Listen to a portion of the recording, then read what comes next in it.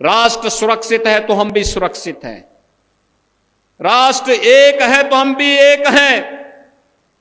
राष्ट्रीय एकता के मार्ग में सबसे बड़ी बाधा यही है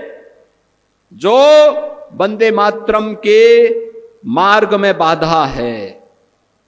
यही बाधा है। और इनको पहचानो, इन चेहरों को पहचानो जो शासकीय योजना में हड़पने की होड़ में पहली लाइन में खड़े होते हैं, लेकिन जब वंदे मातरम गाने की बात होती है तो कहते हैं कि नहीं, हम नहीं गाएंगे। बहनों और भाइयों, मैं तो आप सबसे कहूंगा, हमें राष्ट्रीय एकता के मार्ग की इन बाधाओं को दूर करना होगा। ये जातिवाद की राजनीति, परिवारवाद की राजनीति, क्षेत्रवाद की राजनीति, मत और मजहब के नाम पर विभाजन, समाज में किसी भी प्रकार की उस दुष्प्रवृत्ति को जो भाई को भाई से लड़ाने की, जाति को जाति के साथ लड़ाने की, एक क्षेत्र को दूसरे क्षेत्र से लड़ाने की, किसी दुराभिसंधि पर आधारित हो, उसको कतई हमें स्वीकार नहीं करना चाहिए, कतई स्वीकार नहीं करना चाहिए। याद करना, है देश का इतिहास इस बात का गवाह है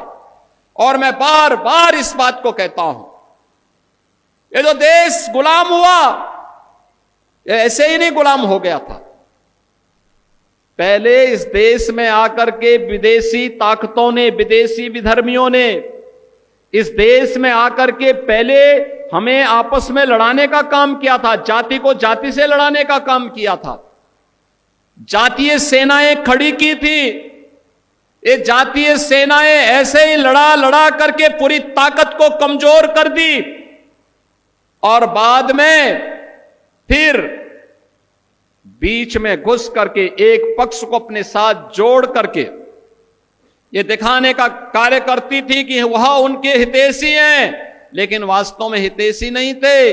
वह तो देश पर काबिज करने के लिए आए थे। बहनों और भाइयों, इतिहास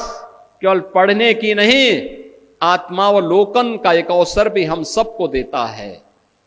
इतिहास की गलतियों का परिमार्जन जितनी जल्दी हो सके हमें